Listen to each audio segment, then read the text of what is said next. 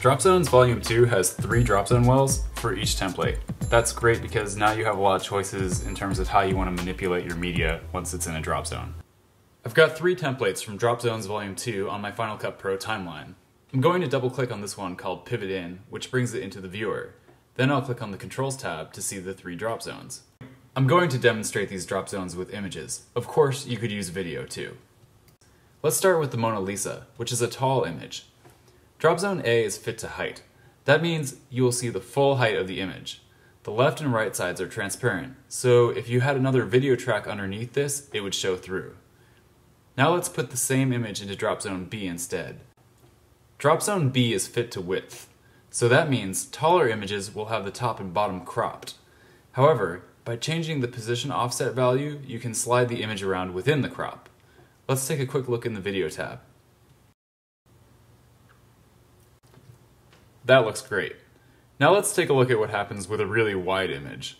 I'm going to use this template called Book Bounce In. Here's a panoramic image of some schmuck. By putting it in drop zone B, we get to see the full width. Instead, we could have gone with drop zone A, in which case the left and the right would be cropped off. Again, I can slide the image within the crop by adjusting the position offset value. So this could come in handy if you were putting some 16:9 footage into a 4:3 project. And then the final drop zone is drop zone C, and that's useful for smaller things like logos. I'm going to demonstrate it here with the Final Cut Pro icon. It's not scaled to the height or the width of the template. It's shown at its natural scale. If it was bigger than the template, it would be cropped. You can also change the position offset and slide the image around within the drop zone. Before I wrap up this tutorial, I'm just going to briefly point out a couple things for Motion users. After you open a template in Motion, you'll definitely want to access the drop zones from the Layers window. The shortcut is Command 4. Just like in Final Cut Pro, the template is blank until you add media. But in Motion, you can also see what's going on by turning on the layer called Preview Image. I have a high-res picture on my desktop of SpongeBob.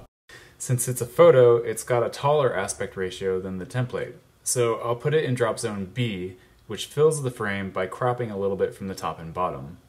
In addition to the sorts of position offsets I was doing in Final Cut, in Motion I can use pretty much any of the 2D transform parameters.